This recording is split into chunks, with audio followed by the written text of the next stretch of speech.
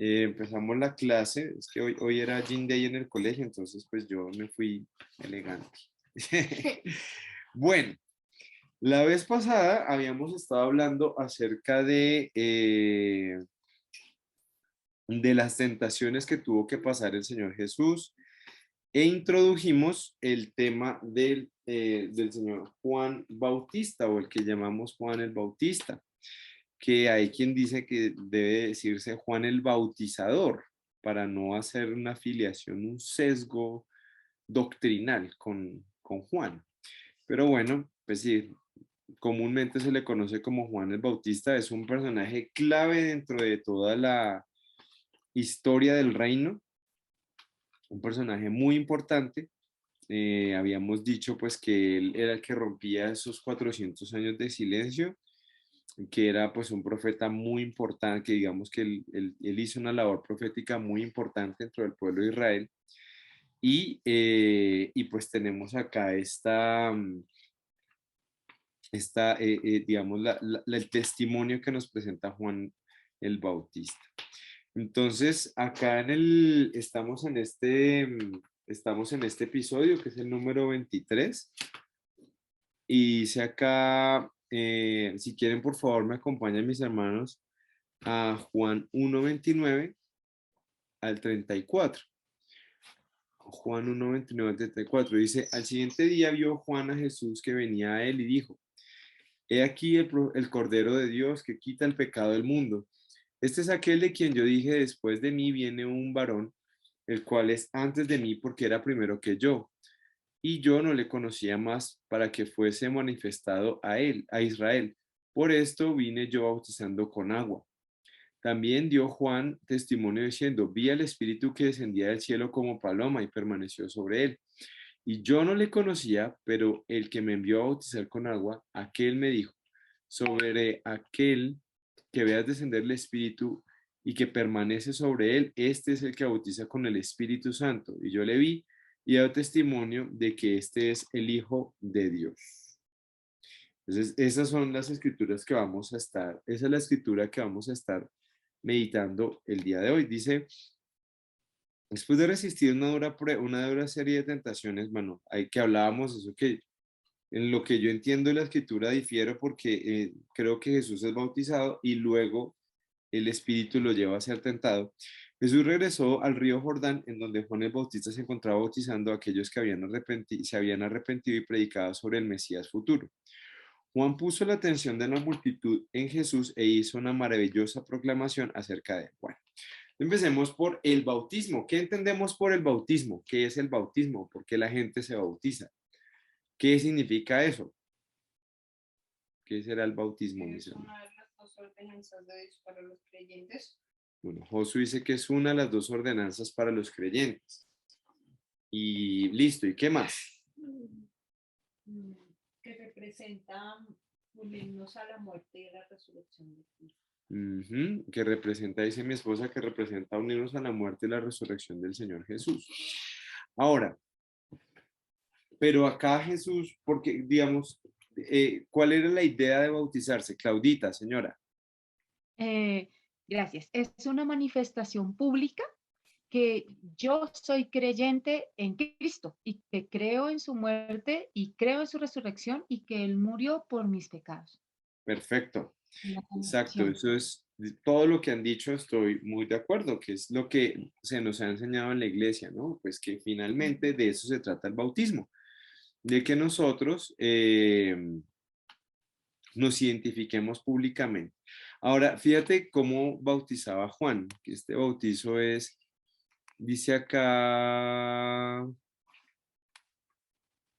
el siguiente día vio Juan a Jesús que venía a él y dijo: he aquí el Cordero de Dios que quita el pecado del mundo. Es aquí que dijo: yo, después de mí viene un varón el cual conoció antes de mí. Acá, y yo no le conocía, pero el que me envió a bautizar con agua, fíjate que el bautismo de Juan era con agua. Obviamente todos los bautismos son, bueno, los bautizos físicos son con agua, ¿sí? Pero digamos que tenían un componente muy especial, que era el hecho del arrepentimiento, digamos que es la base es la base del arrepentimiento dentro de la, digamos, de nuestra vida cristiana. ¿Qué es lo que propone Juan? ¿Qué es lo que propone Juan? Que es que las personas confesaran su pecado, se arrepintieran de él, ¿sí? Dice acá, bautizando a aquellos que se habían arrepentido y predicaba sobre el Mesías futuro, ¿sí? Entonces, esa es una parte muy importante de nuestra vida cristiana, de nosotros, de bautizarnos, como decían, pues es un reconocimiento en público que incluso después después, después de la muerte del Señor, pues se volvió un acto muy, digamos que requería mucha valentía. Yo siempre recuerdo, alguna vez estábamos en una salida con unos profesores de un colegio cristiano, y y había una mujer, y ella, estábamos caminando por un río, y la señora dijo, ay, aquí hay agua, ¿hay algún impedimento para que yo sea bautizada? Y entonces por allá apareció uno que le decían pastor, y entonces la bautizó, la metió dentro del agua y la sacó. Y ya se bautizó, pero así como muy alegremente, pues. Y pensaba, bueno, pues si bien es cierto que nosotros no podemos ver el corazón, pues al rato ella, pues, digamos que hizo cosas que no corresponden a la fe cristiana, pero sí me hace pensar como en la seriedad en la que, a la que apela la situación del bautismo, ¿no? De bautizarse, no, primero, pues que no es una cosa que deba hacerse a niños que sean inconscientes, por eso nosotros no creemos en el bautismo infantil, pues porque finalmente un niño no, digamos que ni un bebé tiene la posibilidad de arrepentirse de nada. O sea, pues fíjate que aquí estas personas se bautizaban para arrepentirse o demostrando arrepentimiento, ¿sí? Y eso es lo que, digamos, ese es el principio de bautizarse, como reconocer públicamente ese cambio de vida o esa actitud de buscar hacer las cosas delante de la voluntad de Dios. Evidentemente ninguno de nosotros es perfecto para decir, no, pues yo desde que me bauticé jamás volví a pecar, pero sí, digamos que es ese reconocimiento público. En el primer y segundo siglo, de hecho, la persecución era tan fuerte que tú eras bautizado y era como dibujarte una diana en la espalda para que te matara un soldado romano, porque decir que eras cristiano era básicamente decir, yo no creo en el emperador como un dios. Y eso hacía pues que básicamente pudieran perseguirte, hasta pudieran matarte por esa situación.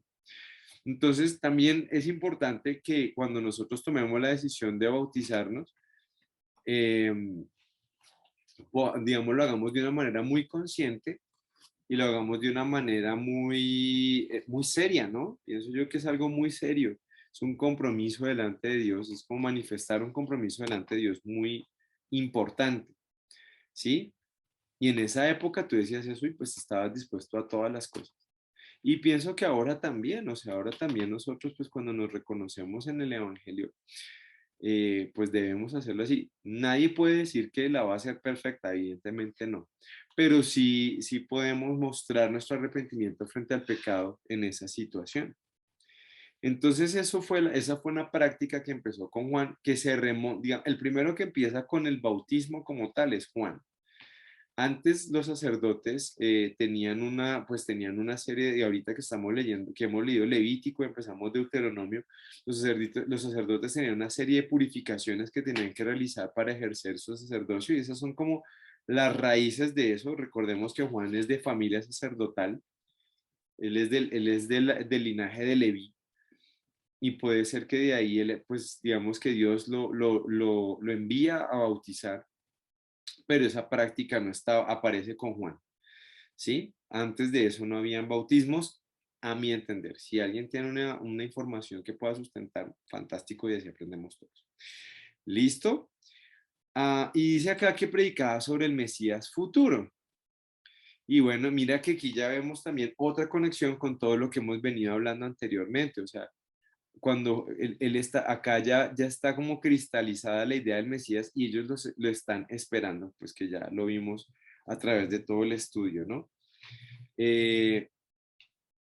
Juan puso la atención de la multitud en Jesús acerca de una maravillosa proclamación acerca de él.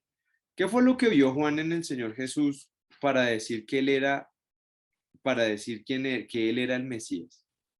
¿Quién quiere? Que el Espíritu del Señor reposó sobre él. Exactamente. ¿Y dónde lo dice, Josué? ¿Qué versículo? Ahí decía, cuando decía lo que Dios, con la señal que Dios le dijo, tenía que suceder. Y decía, y yo no le conocía, pero el que me envió a bautizar con agua, que él me dijo, sobre quien veas descender el Espíritu y que permanece sobre él, ese es el que bautiza con el Espíritu Santo. Y ese es el otro lado del bautismo, ¿no? El bautismo en el Espíritu. Y ese es bien importante también esa parte, ¿no? Como esa es otra de las señales acerca del reino, ¿no? Que las personas sean bautizadas con el Espíritu Santo, que es un bautismo que no se puede ver, ¿sí? Nadie puede decir, ay, míralo, ahí está el Espíritu bautizándolo. Nadie puede decir eso, ¿sí? Hola, Yojita, buenas tardes. Ah, bueno, ya se está uniendo. Hola, Yojita, buenas tardes. Sí, nadie puede ver el bautizo, el bautizo en el Espíritu de otro. De hecho, yo creo que Dios empezó a actuar en mi vida de esa manera antes de que yo fuera bautizado. Pero, pues bueno, realmente eso es, ahí digamos que uno podría como evaluar muchas cosas, ¿no? Pero pues digamos que sí es algo que está ahí y que empieza también con el Señor Jesús, porque Él es el que bautiza en el Espíritu Santo. Listo, ¿qué recordamos? ¿Qué significa esa palabra bautizo? ¿Alguien sabe qué significa la palabra bautizo? Sumergir. Sí, señor. ¿Alguien alguna vez ha comido nachos? Sí. Los amo. Sí, sí. Sí, bueno. Y los han comido así que está aquí la salsita, el guacamole, una salsita así bien rica, y uno coge y los mete así y saca la salsita y se los come. Estás bautizando, ¿verdad? Pues, la palabra bautizo es baptizo, que significa eso, sumergir en algo y volverlo a sacar. Eso es bautizo. Por eso es que cuando nosotros nos bautizamos ahí en la iglesia, cuando el pastor bautiza a las personas se sumergen en el agua y sale, porque eso es literalmente lo que significa la palabra baptizo. Ahora, cuando tú eres bautizado en el Espíritu, entonces, ¿qué significará eso? Que te identificas con la muerte de Jesús. No, pero el bautismo en el Espíritu. Entonces, no sé. Hola, buenas tardes. ¿Ahora Hola, sí me escuchan? noviecita. Qué pena que estaba como con estos audífonos malos. Tranquila, Pues noviecita. yo creería que el bautizo en el Espíritu es porque el Señor viene y se posa en nosotros, ¿no? El Espíritu Santo. Exactamente. Fíjate que son cosas muy sencillas, pero a veces es importante como aclararlas, ¿no? O sea, efectivamente, o sea, es cuando el Espíritu viene a morar en tu vida, cuando tú estás en el Espíritu Santo y Él está en ti, cuando tú te empiezas a mover en Él, ¿sí? Hay un pastor que él utiliza este ejemplo, ¿sí? Yo lo relacionaré, digamos que este eres tú, ¿sí? Este anillito eres tú, ¿sí? Y cuando tú entras, y yo soy el cuerpo de Cristo. Entonces es como que así, y así estamos en el cuerpo de Cristo. Ya no me veo yo. Ya, ya lo que era yo está metido dentro del cuerpo de Cristo. ¿Sí? Ese es el bautismo en el Espíritu. ¿Sí? Y es bien especial, o sea, pienso que no podemos como disminuir el significado que tiene esto en la vida de una persona, porque justamente, mira, en el Antiguo Testamento, ni siquiera David, que era un hombre que amaba tanto a Dios, tuvo todo el tiempo el Espíritu en su vida, ¿sí? Nosotros sí, nosotros tenemos el Espíritu en nuestra vida todo el tiempo. Entonces, fíjate que el papel del Espíritu Santo es clave dentro de la vida del cristiano. Nosotros queremos hacer la voluntad de Dios, pero muchas veces la queremos hacer en nuestras fuerzas, y es solo a través del Espíritu Santo que nosotros podemos hacer eso. Entonces, fíjate la importancia tan radical que tiene esta relación con el Espíritu Santo y cómo a veces nosotros como cristianos como que no somos tan conscientes de ello. Se los digo porque cuando yo empecé en la vida cristiana, le comentaba a alguien alguna vez, para mí era el Padre al principio. O sea, yo pensaba en el Padre, en el Rey, en Dios, y para mí era como el Padre y Jesús no era tan importante, ¿sí? No, en mi corazón no era así hasta que finalmente, pues Dios obviamente me empezó a enseñar y a darme cuenta de que, pues que Jesús es obviamente muy importante. Y empecé a como empezar a entender mucho más esa verdad, pero luego mucho después empecé a entender la misma verdad hacia el Espíritu Santo, porque nosotros tendemos a dejar de lado y además tenemos un agravante y es que como hay unas iglesias que predican que el Espíritu Santo, que los dones del Espíritu Santo es hablar raro y tirarse al piso y hacer cosas raras, pues entonces nosotros decimos, no, eso ni siquiera, ni a metes con ese tema del Espíritu Santo. Y no, realmente el Espíritu, evidentemente la forma en que nosotros experimentamos a Dios es a través del Espíritu Santo, en su palabra, en su guiar nuestra vida, en las situaciones en las que nos pone, ¿sí? O sea, todo eso es lo que hace el Espíritu Santo en nuestra vida. que transforma nuestro carácter. Exacto, en la transformación que opera en nuestro carácter, la enseñanza que si tú puedes acordarte de un versículo, si tú puedes memorizar un versículo, es gracias al Espíritu Santo. Si tú recuerdas, ¿no les ha pasado que ustedes a veces están hablando con alguien y le están argumentando algo, le están ayudando a un hermano o están hablando con una persona acerca del Evangelio y le empiezan a llegar las escrituras? Eso es el Espíritu Santo actuando en tu vida, ¿sí? Cuando tú recuerdas, estás en un problema, pum, te viene una enseñanza y tú, y te llega esa enseñanza tan clara a tu mente y tú dices, uy, no, esto no lo puedo hacer, o esto sí lo debo hacer, o esto es lo que debo hacer.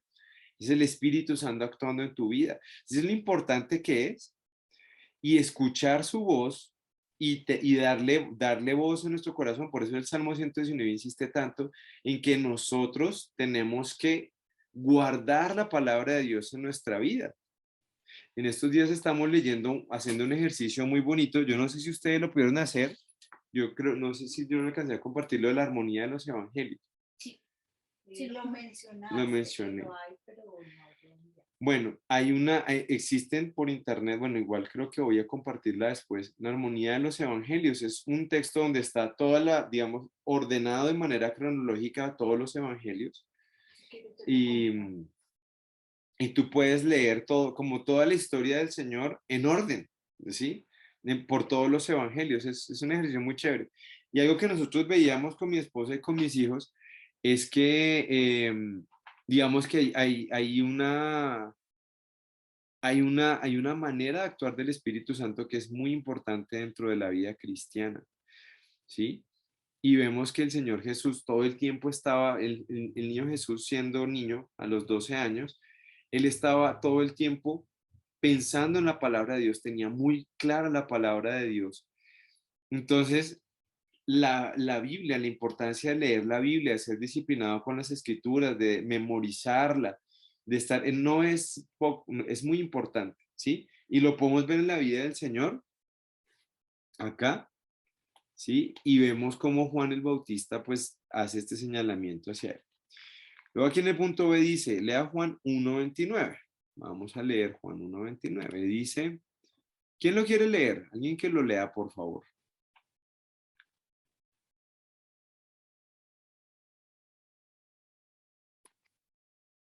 Yo, Dieguito. Listo, dale, Claudita, gracias.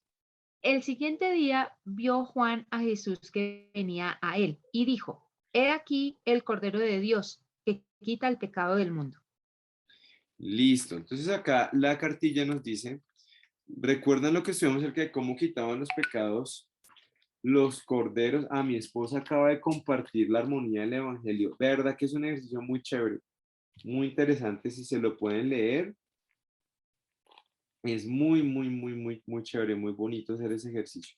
Y te enseña muchas cosas realmente acerca del carácter del Señor. Bueno, dice acá, ¿qué es el Cordero de Dios que quita el pecado del mundo? Eso ya lo vimos. leímos acá en el acontecimiento 17. Acá. Hablamos de los sacrificios. ¿Qué hacían esos? Primero, acá hay una pregunta. Bueno, ¿qué hace el Cordero de Dios? ¿Qué es un cordero? ¿O cómo se usaban los corderos en esa época? No, Lavar el pecado. Se usaban como, sí, como sacrificio para lavar el pecado, pero se lavaba temporalmente. Para cubrir, la palabra clave ahí, gracias Milena Claudita, es cubrir. O sea, los corderos lo que hacían era cubrir el pecado. Pero fíjate lo que dice Juan, este es el Cordero de Dios que quita el pecado del mundo. ¿Sí? Entonces, ahí vemos una conexión muy interesante entre lo que era el Señor, digamos, lo que ese tipo del Señor Jesús en los corderos y cómo Juan empieza a señalar de una manera muy clara que Él es el que quita el pecado del mundo. El único que puede apartarnos del pecado es el Señor, digamos, de manera espiritual, de manera física, ¿cierto? Ahora, dice acá la pregunta, ¿qué piensa que Juan quiso decir cuando llamó a Jesús el Cordero de Dios?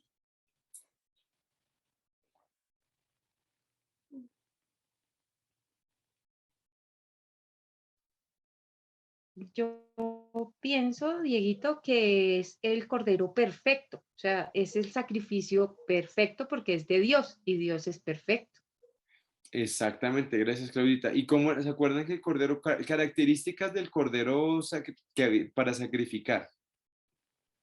Santo, sí, perfecto. No, santo no, perfecto. Perfecto, de un año, ¿cierto? Sin mancha, Macho, cabrío, perfecto, macho. sin mancha, sí, sí. ¿Algún otro se Esos acuerda? están ahí resumidos. Ujú. Exacto, fíjate, y entonces acá tenemos ya, digamos que en todo lo que vimos, ahí podemos ver una relación muy clara en la manera en que Jesús se presenta y una de las formas que se representa. Y esta imagen del Cordero de Dios la vemos del principio al fin de la Biblia, ¿sí? Todo el tiempo la vimos en el sacrificio de Isaac, cuando Isaac iba a ser sacrificado, bueno, hay un carnero, pero luego hubo que sacrificar corderos en Levítico. Bueno, hay toda una historia alrededor de eso. Y fíjate que al final en Apocalipsis también dicen que son las bodas del cordero. O sea que es algo que está a lo largo de toda la escritura. pero Porque, no, que no sabíamos qué iba a pasar después. bueno, pues es que hasta ahora no, hasta ahí vamos. Gracias, Los Josué. apocalipsis, no. Bueno, dice acá, llamó a Jesús el Cordero de Dios.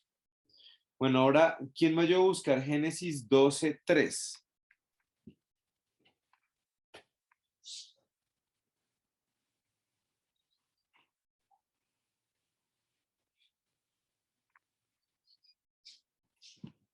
Génesis 12:3. Esto está Génesis 12:3. Ya la tengo, Dieguito. Ay, Nubiecita, ¿me regalas la lectura, por favor? Sí, la palabra de Dios en Génesis 12:3 dice, bendeciré a los que me bendijeren y a los que te maldijeren, maldeciré. Serán benditas en ti todas las familias de la tierra. Gracias, Nubiecita. Y ahora, ¿quién puede leer el 22:18?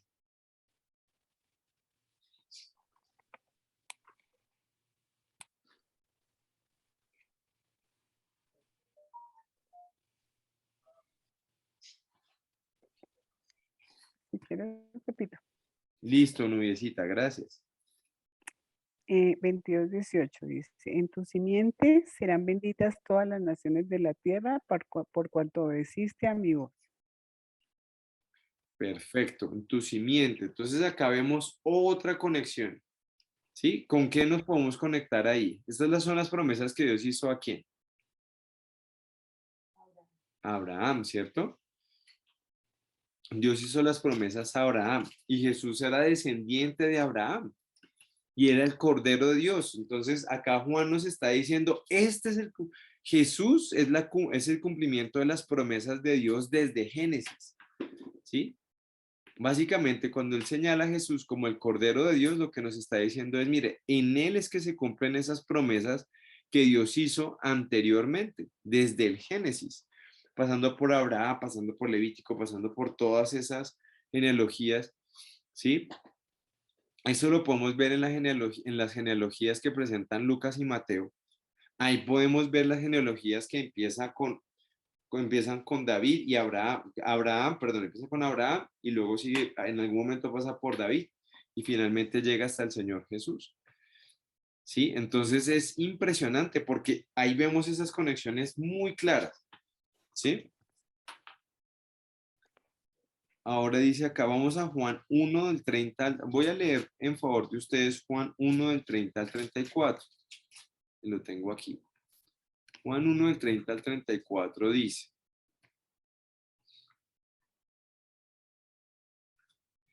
este es de aquel de quien, bueno, voy a leerlo acá. El siguiente día vio Juan a Jesús que venía a él y dijo: he aquí el Cordero de Dios que quita el pecado del mundo.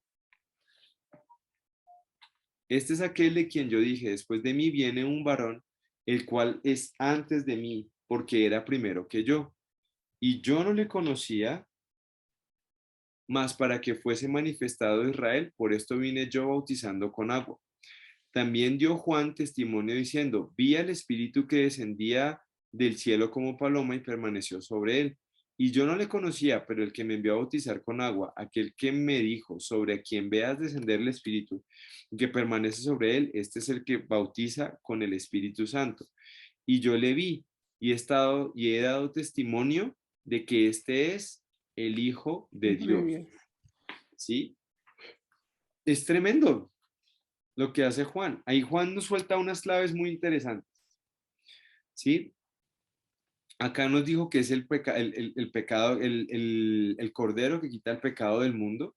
Además dice, por esto vine yo bautizando con agua. Otra de las cosas interesantes de Juan, más adelante Jesús lo va a relacionar con el profeta Elías. Elías fue el primer profeta. Y si tú miras en el libro de Segunda de Reyes, si no estoy mal, en Primera de Reyes, vas a ver cómo Elías era un profeta muy parecido, no igual, pero muy parecido a Juan, ¿sí? Que se vestía con pieles, que comía miel, que comía langostas, ¿sí? Juan era muy parecidos y Jesús los relaciona. Jesús dice: Juan es Elías, el que prepara el camino, ¿sí? Y es interesante también porque nosotros vemos que aquí se está preparando, habíamos hablado que esa era una de las tareas que tenía Juan el Bautista y era preparar la llegada del Señor, ¿sí? Como los heraldos. Antes había un heraldo, antes de que llegara el rey se mandaba como una avanzada donde decían: ya va a llegar el rey tal, y empezaban como a anunciar esa llegada de ese rey. Ese es Juan en el reino de Dios, ¿sí? Y empieza él a decir, empieza él a mostrarnos la manera en que Jesús cumple esas promesas de Dios, como él se espera, pero hasta ahora no se ha cumplido nada. Hasta ahora Jesús está empezando su ministerio.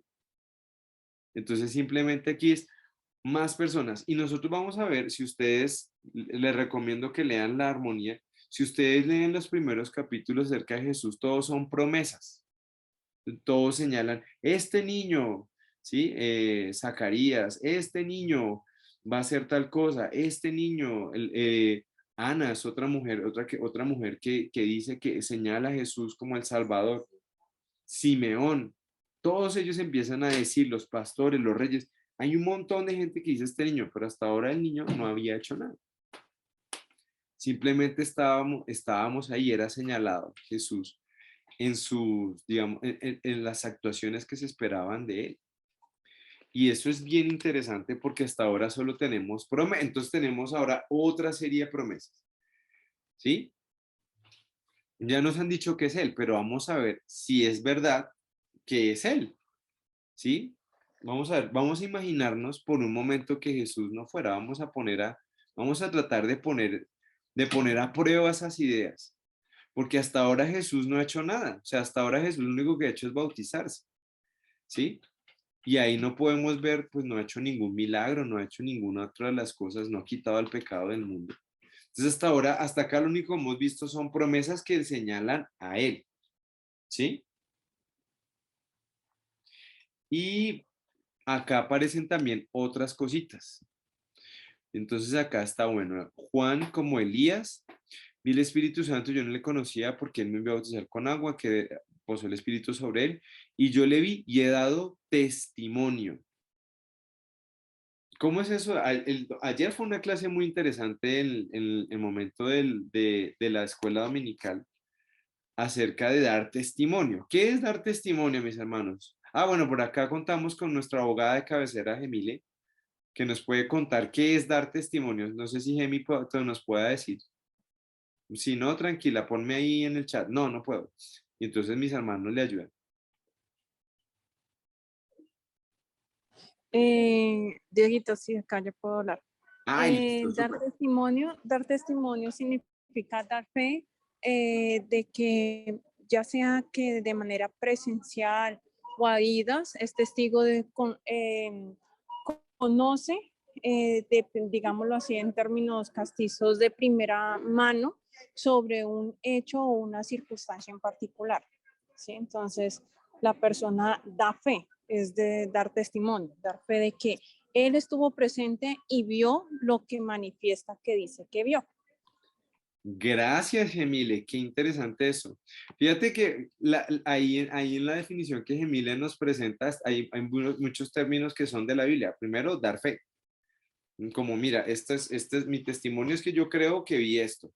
¿Cierto? Sí, estoy entendiendo bien, ¿sí? Sí, así es, Dieguito. Exactamente. Y segundo, fíjate el compromiso de Juan tan grande. Porque mira lo que dice acá.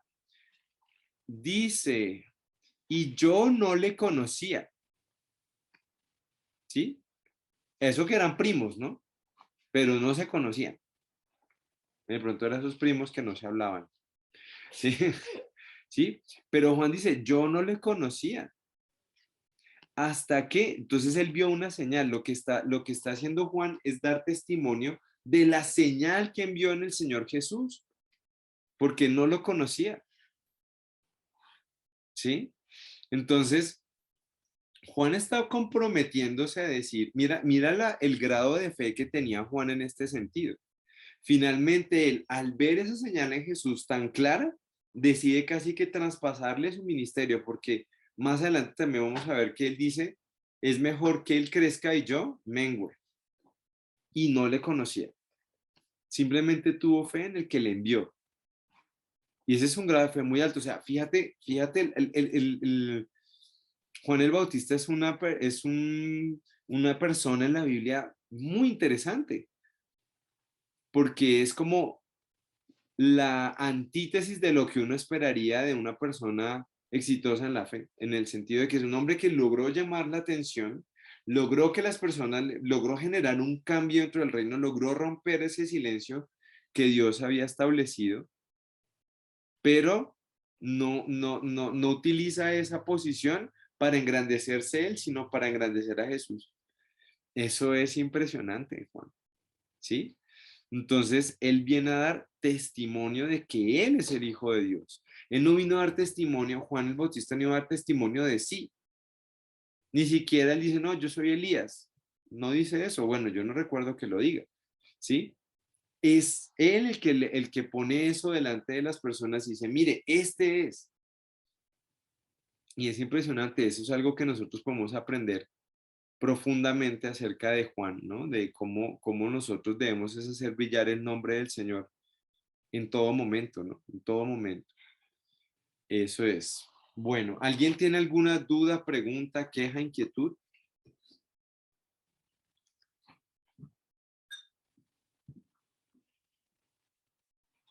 Bueno, entonces vámonos con el 24 de una vez. El encuentro con un líder religioso. Y acá vamos a ver un paralelo de un hombre que abiertamente va y confiesa al Señor Jesús como Hijo de Dios. Y fíjate, sin ver ni un milagro, sin ver nada, sin que Jesús dijera nada, Juan ya había dicho, este es. Mientras que vamos a ver otro que sabía también, pero digamos que va en otros términos. Entonces vámonos ahí a Juan, capítulo 3, versículos del 1 al 18. Juan 3 del 1 al 18.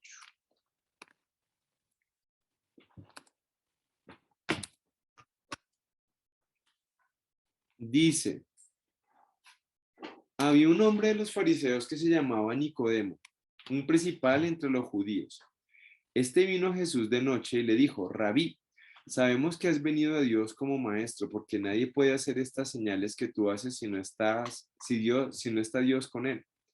Respondió Jesús y le dijo, de cierto te digo que el que no naciere de nuevo no puede ver el reino de Dios. Nicodemo le dijo, ¿cómo puede un hombre nacer siendo viejo? ¿Puede acaso entrar por segunda vez en el vientre de su madre y nacer? Respondió Jesús, de cierto te digo que el que no naciere de agua y del Espíritu no puede entrar en el reino de Dios. Lo que es nacido de la carne, carne es, y lo que es nacido del Espíritu, Espíritu es. No te maravilles de que te dije, os es necesario nacer de nuevo. El viento sopla donde quiere y oyes su sonido, mas ni sabes de dónde viene ni a dónde va. Así es todo aquel que es nacido del Espíritu. Respondió Nicodemo y le dijo, ¿cómo puede hacerse esto? Respondió Jesús y le dijo, ¿eres tú maestro de Israel y no sabes esto? De cierto te digo que lo que sabemos hablamos y lo que hemos visto testificamos y no recibís nuestro testimonio. Si os he dicho cosas terrenales y no creéis, ¿cómo creeréis si os dijere las celestiales? Nadie subió al cielo, sino el que descendió del cielo, el Hijo del Hombre que está en el cielo. Y como Moisés levantó la serpiente en el desierto, así es necesario que el Hijo del Hombre sea levantado, para que todo aquel que en él cree no se pierda, mas tenga vida eterna. Porque de tal manera amó Dios al mundo, que ha dado a su Hijo unigénito, para que todo aquel que en él cree no se pierda, mas tenga vida eterna. Porque no envió Dios a su Hijo al mundo para condenar al mundo, sino para que el mundo sea salvo por él. El que en él cree no es condenado, pero el que no cree ya ha sido condenado, porque no ha creído en el nombre del unigénito Hijo de Dios. Bueno, ahí hay muchísimo que discutir y que hablar. Hay muchas cosas que podemos pensar acerca de esto. Acá dice, vamos a leer del 3 al 4. Dice acá.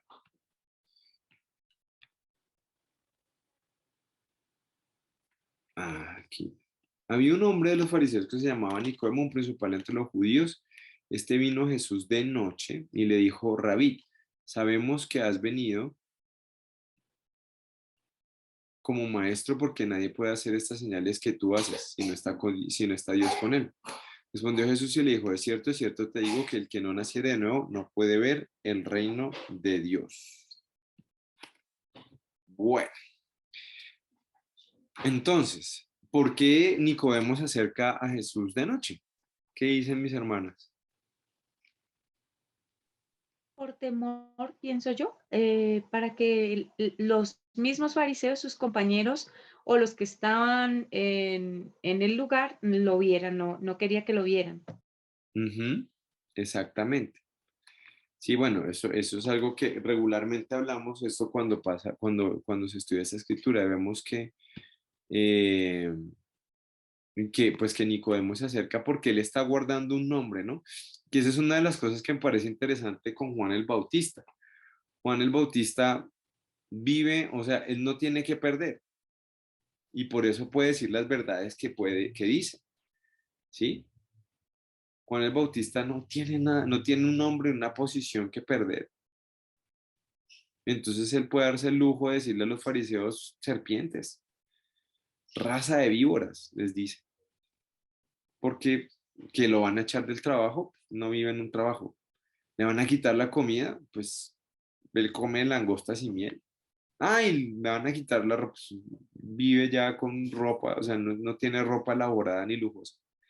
En cambio, Nicodemo sí tiene mucho que perder, porque es un hombre de posición, porque es un hombre conocido, es un maestro del pueblo, ¿sí? Y es interesante, ¿no?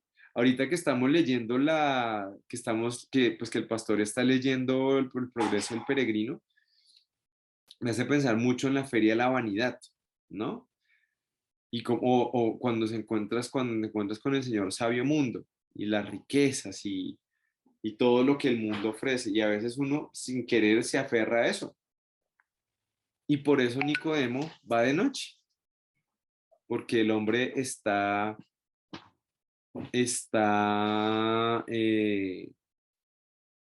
pues el hombre está cuidando su posición y de alguna forma eso le resta un poquito a su manera de poder acercarse al Señor, a su relación con él, le estorba, ¿sí? Fíjate, por ejemplo, la mujer samaritana fue de día a verse con Jesús, los endemoniados se encontraban de día con él. Si muchas otras personas que en la escritura se encuentran con Jesús, lo hacen en momentos públicos porque pues no tienen nada que perder. Los leprosos, pero Nicodemo va de noche, tiene un nombre que guardar. No lo pueden ver con esas amistades porque, uy, sí. Y a veces es interesante eso, ¿no? Cómo nosotros podemos a veces agarrar de esas cosas, de la feria a la vanidad, porque finalmente eso se queda acá, sus títulos se quedan acá, los cartones se quedan acá, pero nosotros vamos desnudos, vamos a estar delante del Señor y vamos a ver cómo pues Él nos va a juzgar por lo que no nos podemos llevar de aquí. Y no va a decir, usted era artista plástico, ¿y cuántas exposiciones hizo? No, el Señor probablemente no me pregunte eso, me va a pedir cuentas de otras cosas. Entonces, a mí me llama mucho la atención ese hecho de que Jesús se haya encontrado con Nicodemo de noche. Rabí, sabemos que has venido de Dios como maestro. ¿Sí? O sea que él entendía que Jesús era un maestro y eso está bien, ¿sí? Pero entonces Nicodemo tiene una duda, dice, sabemos que has venido como maestro, porque nadie puede hacer estas señales que tú haces si no está Dios con él, ¿sí? Luego dice acá, ¿cómo puede un hombre nacer siendo viejo? ¿Por qué Nicodemo tiene esa lectura frente a esa enseñanza del Señor? Porque no tiene el entendimiento y para él, y pues lo que dice también las escrituras es que pues realmente cuando la persona es necia, pues lo ciega, ¿no? Entonces también pienso yo que puede ser por eso y pues dirá él, qué ilógico.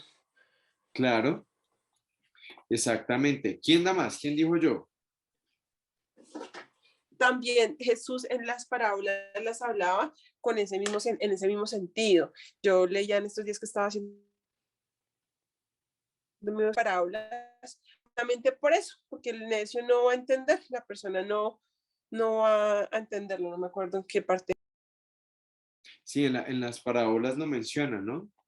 Porque a veces, y es chistoso, ¿no? Porque uno dice a veces, no, pues es que el Señor hablaba en parábolas para que la gente le entendiera. Y a veces, pero fíjate que Jesús tiene que explicar las parábolas, ¿sí? Si no te las explica, no las entiendes, ¿sí? Te quedas en un nivel de comprensión diferente. Lo que dice Milena tiene razón, o sea, en ese sentido, digamos que a veces nosotros nos podemos quedar en un entendimiento más físico de eso. Nubiecita. Y también pensaría yo que pues en ese momento todavía no se ha manifestado formalmente el Espíritu Santo, que el Espíritu Santo viene hasta Pentecostés, entonces pues de pronto no era para ellos claro todavía pues también esos temas, porque los sucesos también no se habían dado, diría yo. Pero pues por supuesto que en ese tiempo lo que dice Milena es muy lógico, digamos, ¿sí? Que no tampoco tienen un entendimiento sobre las cosas de Dios, ¿no? Muchas veces a pesar de que lo dicen conocer, no lo conocen. Ujú. Ahora, y eso ya llegó el espíritu, ya pasó, me surge una pregunta nuevecita y bueno, y todos. ¿Es posible que una persona ahorita no entienda? ¿Ustedes qué dicen? Sí, sí. ¿Por Bueno, qué? Bueno, también dice que el Señor de antemano nos ha dado nos ha dejado verlo, ¿no? Y entender de sí y de las cosas del Señor. No tendría tan claro en este momento el versículo ni la enseñanza, pero pues también puede suceder. Sí, en Juan 14, en el discurso de Juan entre el 14 y el 17, me parece que dice eso, que el Espíritu nos va a guiar a todo entendimiento. Matillitas. Que las personas no se entienden. Ujú. Mati dice que las personas no siempre entienden. Josu. Mira, no, bueno. Vamos a escuchar a Josu y luego... Pues que algunas personas simplemente se han predispuesto para que eso sea pues, una bobada y pues no entiendan. Y también es que uno a veces no entiende si uno lee completo, por ejemplo. Ujú. Entonces Josu dice que, a ver, primero que hay personas que, digamos que de una vez se predisponen a no entender. O sea, como eso, Los que no tienen eso. o sea, una persona que no tiene espíritu sí, estoy hablando en general, ¿no? De la enseñanza en general, no de los cristianos, sino de la enseñanza en general, si no puede haber alguien que no entiende. Pero además, pues, entonces una persona puede ir abiertamente contra la enseñanza y decir, no, yo no, ni lo entiendo ni lo quiero entender. Sí, esa es una de las razones. Ahora, también está, a veces hay cosas que no entendemos, y eso también puede pasar. Alguien iba a mencionar algo por acá, Nubiecita, creo. Yo Ah, quería No, compartir el Mateo 13, que era donde te decía, les decía que decía, entonces dice Mateo 13, 11, dice, porque a vosotros os es dado saber los ministerios del reino de los cielos, más a ellos no les es dado, que es cuando le preguntan los discípulos a Jesús de por qué hablaba en parábolas. Y pienso también que en el mundo, pues el pecado al mundo le agrada. Entonces, claramente cuando tú te vienes y pues te comparten el evangelio, entonces hay cosas que también chocan, ¿no? Por eso es que muchos también cuando llegan y reciben dicen, no, pero yo cómo voy a dejar de esto, entonces pienso que también es eso, el enamorarse del mundo y todo lo que ofrece. Entonces pienso que eso también hace para que la persona no quiera creer. gracias, Miles. Sí. Ahora, fíjate que eso es una de las cosas que hace el pecado, ¿no? Estorba nuestra relación con Dios, nuestro entendimiento de Dios. Y yo no sé si a ustedes les pasó, pero cuando yo leía la Biblia, o sea, en mi casa, y mi papá no es un hombre muy religioso, o sea, pues él sí, digamos, a veces iba a misa, a veces, pero ni siquiera iba pues juicioso. La Semana Santa se nos leía ahí de un misal, pero digamos que yo les comentaba alguna vez que él me compró una Biblia ilustrada, me parecía muy bonita, y alguna vez yo me di a la tarea como de leer la Biblia, o de querer ojear a ver qué pasaba, pues porque en la casa yo leía lo que hubiera. Siempre me ha gustado mucho leer, pero yo nunca entendía. O sea, yo era como, pero ¿qué es esto? ¿De qué se trata? Yo solo leía Apocalipsis porque me parecía genial, siempre me han llamado mucho la atención los monstruos y esas cosas, y entonces me parecía como tan impresionante todo lo que decía ahí, que era lo único que yo leía, pero no lo leía con entendimiento. Hasta el momento en que después de haber sido bautizado, como que algo hizo, se cayó el velo y, como dice mi esposa, y ya pude entender lo que decían las escrituras. Sí, como que entendí de qué se trataba eso. Sí, y entendí cómo eso podía tener una incidencia en mi vida y no sé, descubrir las epístolas de Pablo, descubrir los discursos, los salmos, todo eso, se volvió como un mundo. Yo no, por eso es que me parece tan chévere estudiar la Biblia, porque finalmente cuando Dios te permite entender, es algo maravilloso. Acá mi esposa me comparte eso que tú dices, pero el entendimiento de ellos se embotó porque hasta el día de hoy, cuando leen el antiguo pacto, les queda el mismo velo no descubierto, el cual por Cristo es quitado. Eso está en 2 Corintios 3:14. Entonces, aquí Pablo está hablándole a los corintios acerca del velo que tienen algunas personas, porque no quieren entender, porque quieren, creo que está hablando específicamente de los judíos, pero en general las personas no, porque nosotros solemos querer entender la enseñanza de la Biblia en términos prácticos y en términos no espirituales. Y claro, si yo estoy muerto espiritualmente, pues no va a tener sentido para mí ninguna de estas cosas, ¿sí? Ninguna de estas cosas va a tener algún sentido si yo no tengo una vida espiritual, ¿sí? Si yo no tengo un Cristo, o sea, y es el momento, por eso es que es tan importante el ejercicio que planteaba ayer el pastor, de predicar el evangelio, porque la clave para entender todo está en Cristo y en su muerte y su resurrección y su exaltación. Si yo no entiendo esa verdad, si Dios no me permite, evidentemente es Dios el que habla el entendimiento de las personas, no nosotros. Pero si yo no hago, yo debo esforzarme por hacer una presentación clara del evangelio para que las personas, porque si yo no tengo esa clave, ayer nos enseñaron la clave para entender la Biblia, que es el evangelio. Si yo no tengo esa clave, ninguna de las otras cosas la voy a entender correctamente. Puede que yo la pueda estudiar, puede que yo la pueda leer, puede que yo pueda saberme las historias, que era lo que me pasaba a mí. Yo me sabía muchas parábolas, ¿sí? Yo sabía, era la historia de la ovejita, la historia del señor rico, la historia del señor necio, la historia de las mujeres insensatas, bueno, ¿sí? Me sabía todas esas historias, pero yo no sabía para qué servía eso, ni cómo cómo eso funcionaba en la vida real. Funciona cuando yo tengo a Cristo. Entonces aquí Nicodemo hizo una cosa muy interesante que fue ir a Jesús, que es lo primero que debemos hacer todos si queremos entender, ¿sí? Ir a Jesús y entender lo que Él quiere decir, preguntarle a Él. Como dice el himno, si te sientes solo y confundido, dilo a Cristo, tienes que ir a Cristo, pues fue lo que hizo Nicodemo, ¿sí? Entonces, acá eso es interesante porque él está entendiendo las cosas en un plano espiritual, ¿sí? Ahora, la cosa es, pues, ¿cómo podemos hacer nosotros o cómo ayudamos nosotros a las personas para que entiendan? Y es importante meditar en esto, mis hermanos, o sea, ¿cómo nosotros podemos ayudar a las personas a que puedan tener un entendimiento de lo que es la Biblia, ¿sí? Retomando ya para redondear todo esto, estamos hablando de que Juan estaba preparando el camino para Jesús, ¿sí?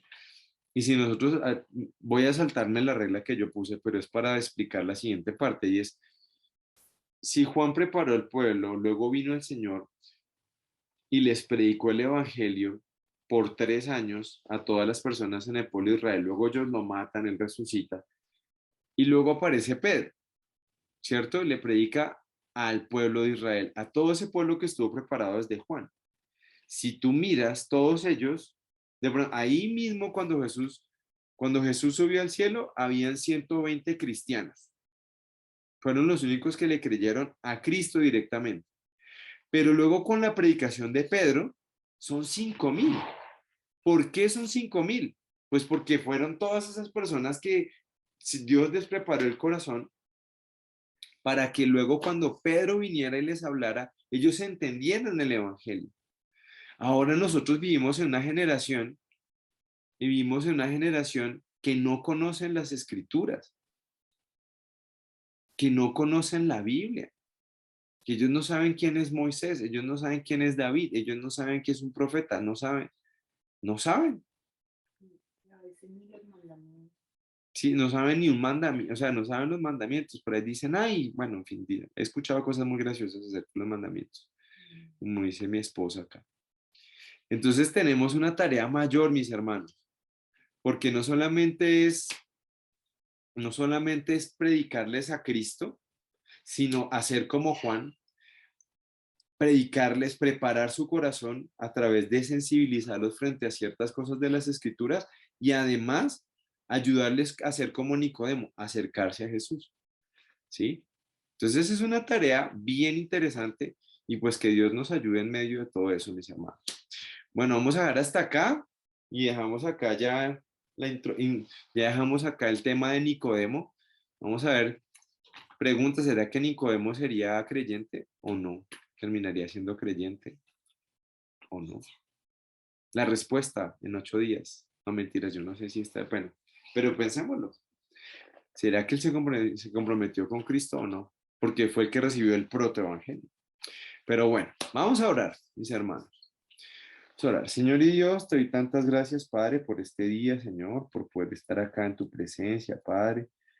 Gracias, Dios, por tu palabra preciosa, Señor, que prepara nuestras vidas, Señor, para poder relacionarnos contigo. En verdad, Señor, que no podemos agradecerte suficiente, Señor, el ejemplo de estos hombres, aún de hombres como Nicodemo, Señor, que en la sombra, Señor, quería conocer al Señor Jesús. Pero te damos las gracias también por hombres como Juan, Señor, que abiertamente predicaban la verdad, el consejo que tú le habías dado, Señor, y no tenía miedo, Señor, de confrontar el pecado de reyes, de religiosos y de las personas en común, Señor.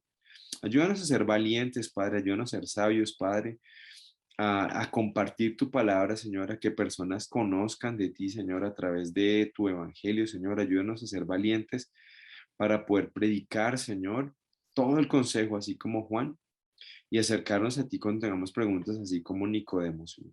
Gracias por todo lo que tú nos das, por cada uno de mis hermanos y mis hermanas que está aquí presente. Te pedimos, Señor, que bendigas, te pido, Señor, que bendigas sus vidas, bendigas la vida de mi familia, de mis hijos, de mi esposa, Señor, que estamos acá. Y gracias, Dios, por permitirnos meditar en tu palabra. En el nombre de tu Hijo Jesús te oramos dándote gracias. Amén. Bueno, mis hermanos, muchas gracias. Gracias, Nos vemos Jennifer. la próxima. Muchas gracias. tarde Hasta para todos. luego. Buena semana.